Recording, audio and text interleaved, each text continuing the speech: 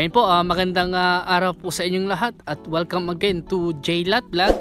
At welcome again sa mga viewers po namin dyan na parati po nag-aabang at sumusubaybay sa mga binablog po naming mga property. So ngayon po, andito po tayo ngayon sa bayan po ng Talugtog, Nueva Ecija. At meron po kaming ipapakita po sa inyo na property po dito na meron po sukat na half hectare o 5,000 square meter po ito. At ang presyo po niya ay 3 milyon. Pwede daw po itong installment, depende na lang po sa usapan nyo nung may-ari. At ito nga po ay simula po doon sa pilapil po na yan, no? Sa part po na yan hanggang doon po sa lagpas lang po konti ng puno na yan ng Gimelina.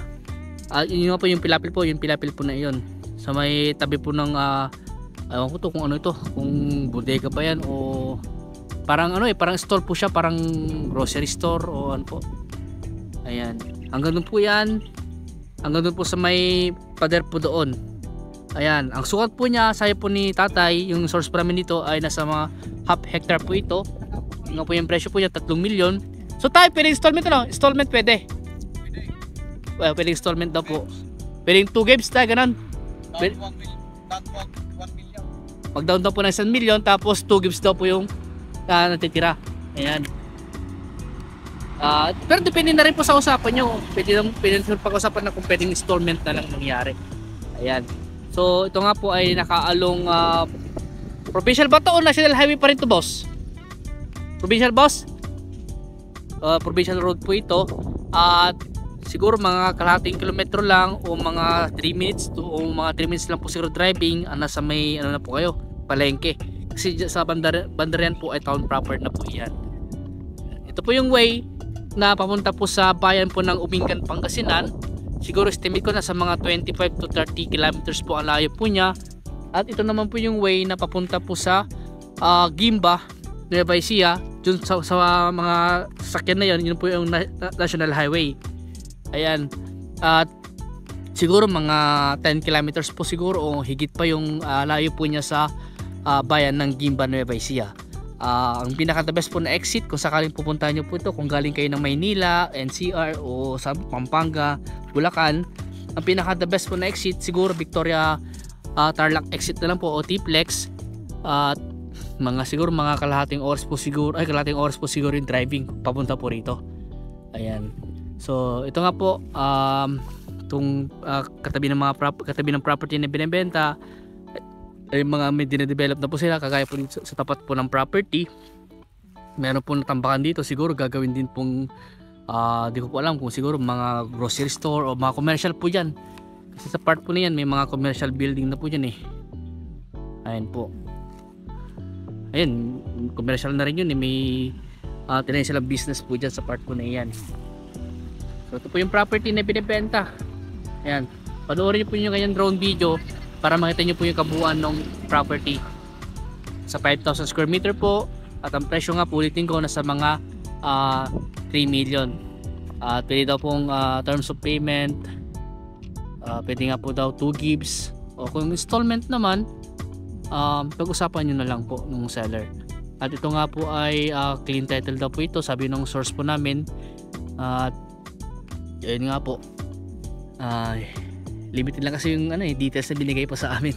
Pero ayun nga po, kung sakaling gusto yung kausapin yung seller, kausapin na lang po natin ng personal. Kung gusto pa i-negotiate yung price, kausapin na lang din po natin.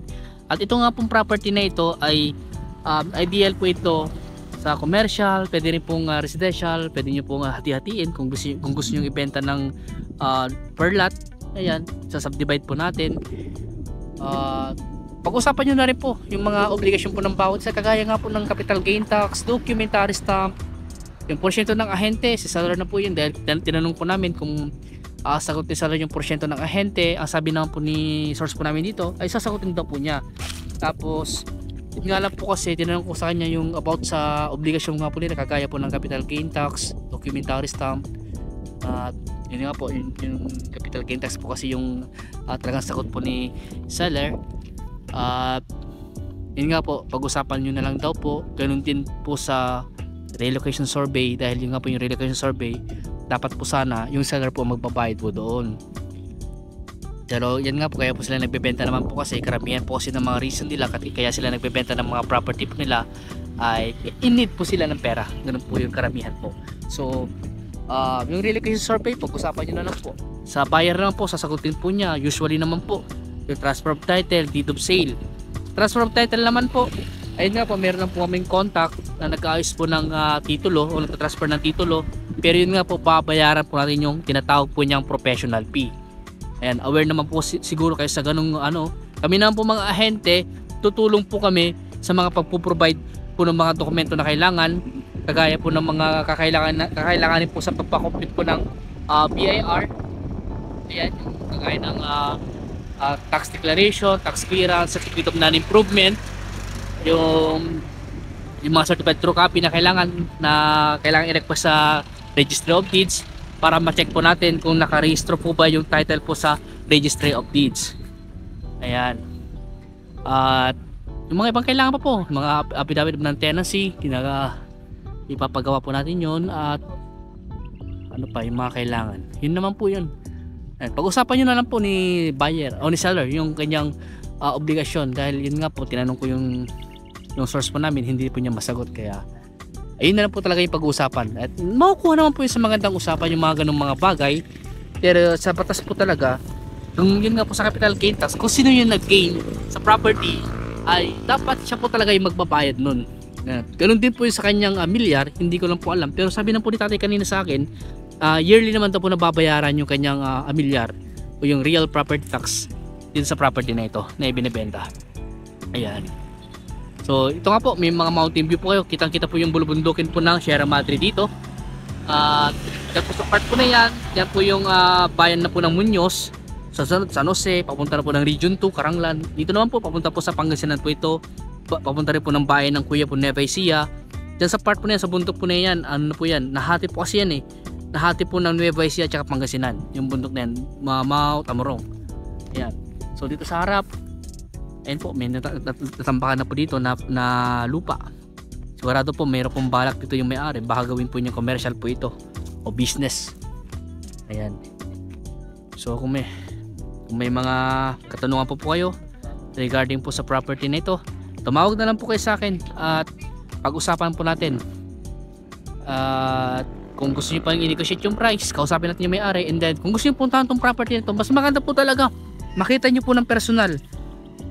At mas maganda rin po na makausap niyo ng personal din po yung may-ari, kasi po hindi kami pwedeng magbigay ng mga last price na tinatawag, dahil nakadepende po talaga sa seller po yun. Kung ano yung sinabi sa aming presyo po nung source po namin, yun po susundin po namin.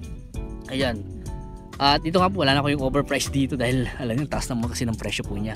Pero yun nga po kasi nakaalong provincial road o highway na yata to. Ayan. At saka malapit po sa town proper. Actually baka sakop na rin po to ng town proper eh. Ayan. So ayan, makukuha natin po sa magandang usapan po ito. Maganda po talaga, seller buyer po ang mag-uusap about po sa transaction. Ayan.